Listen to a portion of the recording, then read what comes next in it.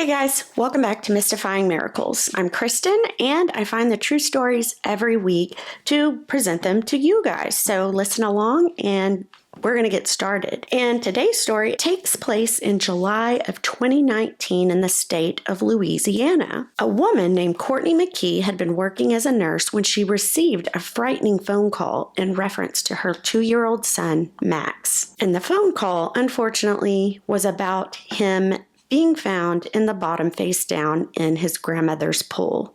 So stay tuned and we're going to dive into this one.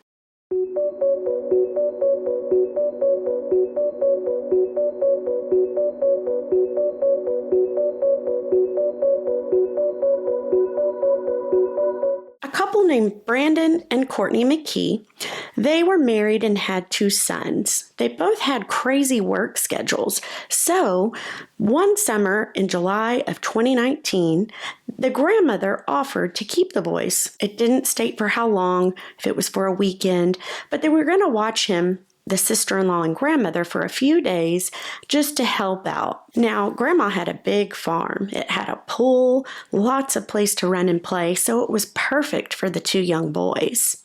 Max, he was 2, and he had an older sibling named Brody. The morning that Courtney dropped them off at their grandmother's, she felt a strong urge to just say a prayer that God would basically just keep her sons safe and just watch over them.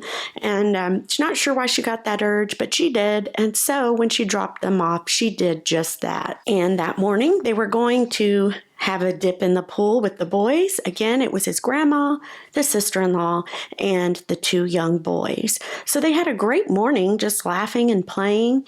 And after that ended, they were going to relax a little bit, just change activities for the boys to kind of settle down and just play something different. And in addition, of course, since Max was 2, he wore the floaties on his arms. So when pool time was over, Grandma helped take off the floaties, and they went to another part of the house to play.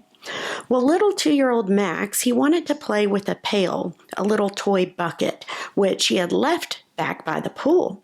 So looking back after the fact, Mom thinks that he went to go grab the toy, which was by the pool, and in doing so, you know how kids are, they're so fast, especially at that age. He went to grab it, and of course, there's the pool, there's the water. He clearly probably wanted to fill the bucket up with the pool water. When he leaned over to do so, he fell in. And they're not quite sure how long he was actually in the pool. So when Grandma and sister-in-law found little Max, he was of course face down at the bottom of the pool. They immediately retrieve him, start CPR, and call 911. His older brother Brody didn't know what to do. I can imagine him being so frightened, seeing everything going on.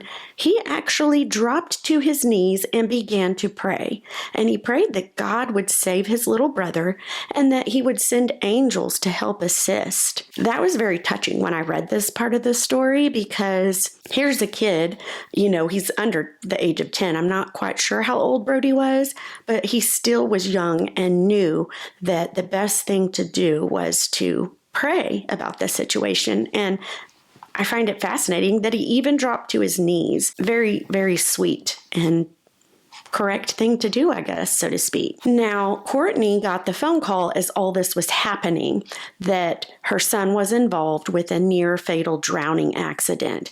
And like any mother would, she immediately becomes panicked and upset. And remember, she's working at a nurse at a hospital, so all her coworkers, other nurses and doctors, are kind of trying to gather around her to see what happened, but also to offer comfort to her. One source stated that one of those coworkers even had to take over on the phone for her to speak, because she was so upset, and rightfully so. Meanwhile, little Max was being driven in the hospital. The EMTs were able to revive him and were rushing him to Rapids Regional Medical Center. And of course, once he's there in the ER, doctors found little Max's lungs completely full of fluid. Brandon and Courtney, the parents, they had a long drive to the hospital, but they got there as quick as they could. And when they arrived, of course, I can't imagine that frightening scene, seeing your little 2-year-old hooked up to tubes, monitors, and wires, the whole thing, And I'm sure that was so upsetting. But the good news was at this point, he was still alive. Mom would just cry and try to hold little Max while he's in the hospital bed. And she would just tell him, Mommy's here. And it's very heartbreaking to even think about that. Many family, friends, and even church members showed up later that day to offer their, help in any way, but also to say prayers. So they had a great support system. In fact, so great that many of those friends, family, and church members decided to stay through the night to be up in prayer. Through the early morning hours, they did not stop to pray for little Max. And it was the next morning when they were wrapping up their prayers, when Courtney already began to see the signs of the prayers being answered. And that's due to little Max waking up, which they didn't know if that would happen, 1. 2, he was back to his old self. Mom could tell that, yep, that's Max, he's there. And he was already getting annoyed by the wires and the monitors that were kind of all over him. So he didn't want those on him. So this was just a fantastic sign. They did keep Max in the ICU for a few days after that, but just as a precaution. And then he was able to go home. The doctors actually found no deficits, not one, and also no long-term deficits. And here's where the story gets even more amazing. A few days after Max was home from the ICU, he gave his parents the biggest shock. He just nonchalantly walked up and began to tell them, quote, "When I was in the pool, I wasn't scared. Jesus held me." And then Max proceeded to say something even more shocking. Another quote from little Max. And this is him asking his parents a question. Why does he, and he's referencing Jesus, why does he have boo-boos and scratches on his hands? End quote. So little Max was actually referencing Jesus's wounds from when he had been hung on the cross. Now remember, Max is 2, and his parents state that they didn't even have that conversation with him yet because he was just 2. So he had no recollection or idea of that to, just make that up on the fly. They truly believed their son and that Jesus held him and protected him as he was in the bottom of his grandmother's pool. Now, of course, when he said this was very stunning to his parents, Brandon and Courtney. So they were like, huh? They asked little Max to say it again. What did you say? And he said it again, word for word.